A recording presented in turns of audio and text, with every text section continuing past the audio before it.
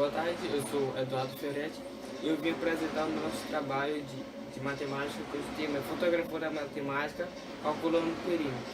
Tá. O que é perímetro?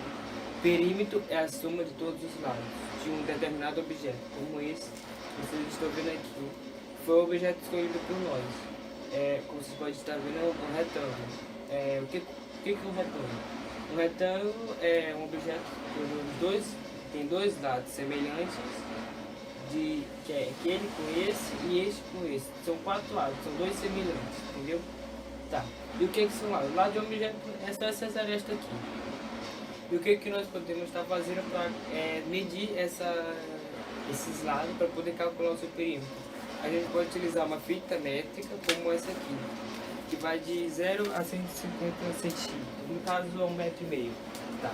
O que a gente vai fazer aqui? Nós vamos medir este lado e este lado, porque esse lado é o mesmo que esse e esse é o mesmo que esse, então a gente não precisa medir todos os quatro, mas vamos estar medindo esse lado aqui.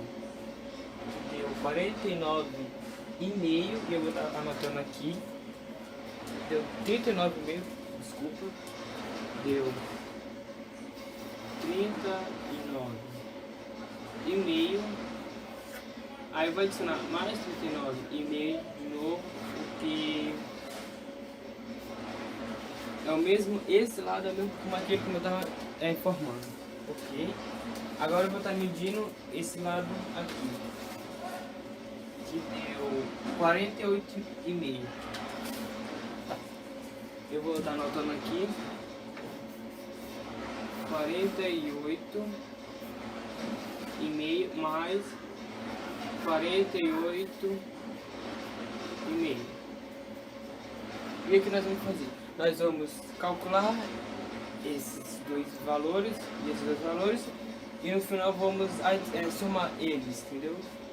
39,5 mais 39,5 dá 0,1, aí 9 mais 9, 18, mais 1, 19, aí vai 1, 3 mais 3, 6, mais 1, 7, 79, e aqui dá 5 mais 5, 10, vai 1, 8 mais 8, 16, mais 1, 17, vai 1, 4 mais 4, 8, mais 1, 9. Então quanto que deu? Esse lado aqui deu 79 centímetros e esse deu 97. O que nós vamos fazer agora para estar calculando definitivamente o perímetro dele? Vamos estar somando eles, entendeu?